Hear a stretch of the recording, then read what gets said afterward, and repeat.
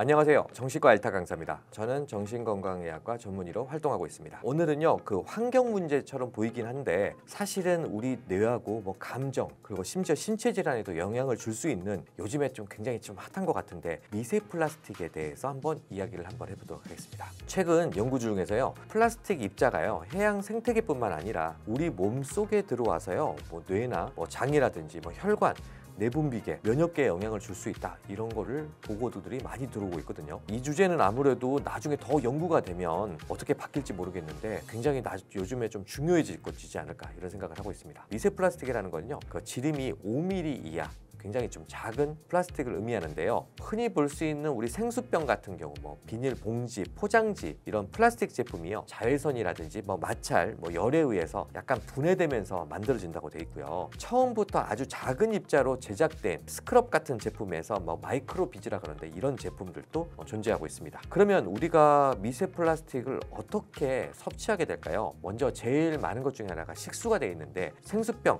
한 병에 굉장히 많은 미세 플라스틱이 있다라고 보고되어 있고요. 그 다음에 해산물이라든지 가공식품, 조개류라든지 멸치 같은 거에 내장에 축적되어 있다고 그러고, 정제 소금이라든지 설탕에도 검출된 사례가 있습니다. 그리고 공기 중에 입자에도 있다고 그러는데, 실내 공기라든지 먼지를 통해서 호흡기로 유발될 수 있다 그러고요. 그 다음에 인공 섬유 그런 옷들을 말릴 때도 미세 입자가 발생한다고 합니다. 그 다음에 화장품이나 생활용품 같은 거 있죠. 치약이라든지 세안제 같은 경우, 그 다음에 화장품에 포함된 아까 마이크로비즈, 그 다음에 플라스틱 브러쉬가 이제 마모되면서 발생한다고 그러고요. 우리 조리 환경에서 보면요, 전자레인지에 플라스틱 용기를 사용한다든지 플라스틱 도구에 반복적인 마찰이 되는 경우에도 섭취할 수 있다고 그러더라고요. 그러면 이 미세 플라스틱하고 우리 정신건강, 신경계 질환하고는 어떤 연관성이 있을까? 2021년 연구에 하면요, 미세 플라스틱에 노출된 생지에서 불안 행동이라든지 단기 기억 손상이라든지 기억력에 관련된 해마 쪽에 염증 반응이 있다, 이런 연구가 있고요.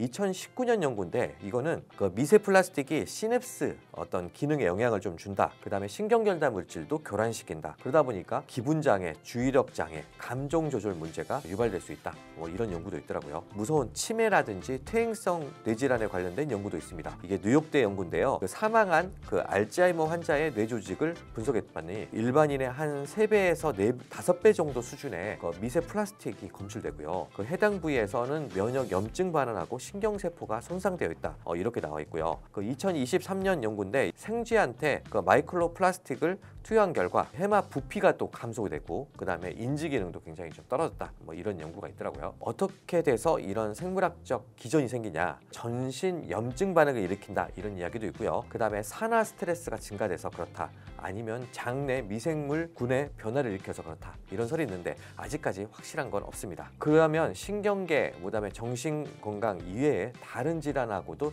연관성이 있는데요, 그 심혈관계 질환하고도 관련이 있거든요. 심근경색 환자들 동맥에서 미세 플라스틱이 검출됐다, 이런 연구들도 좀 있고요. 그 다음에 간이라든지 신장 기능에 영향을 줘서 간 독성이라든지 신장 기능을 악화시킨다, 이런 연구도 있습니다. 그 다음에 내분비계에서 예를 들어서 갑상선 기능을 떨어뜨린다든지 생식 호르몬의 불균형, 그 다음에 당뇨병과 연관성이 있다, 이런 이야기도 있고요. 또 면역계 이상을 줘서 자가 면역 질환을 유발시킨다, 그런 연구도 있습니다. 그러면 이런 미세 플라스틱에 관한 어떤 질환들을 어떻게 예방하고 대처할 수 있을까? 우선은요, 우리가 일상 속에서 물 섭취할 때, 특히 생수 대신 정수가 된 정수 필터 같은 거 사용되어 있는 수돗물을 이용한다든지 유리병 같은 걸 이용하는 방법이 있겠고요. 전자레인지 조리할 때도 플라스틱을 사용하지 않는 거, 그 다음에 포장식품을 최대한 좀 줄이고, 조리도구 같은 경우들도 플라스틱 조리구 대신에 나무라든지 스테인리스 제품 사용하는 그런 방법이 있겠습니다. 그 다음에 우리가 공기 중에도 많다고 그랬으니까 공기청정기 같은 거 많이, 그 다음에 환기를 좀 자주 하면 좋을 것 같고요. 화장품이라든지 생활용품 중에서 그 마이크로비즈 같은 게 있는 경우가 있는데, 이런 제품들을 사용하지 않는 거,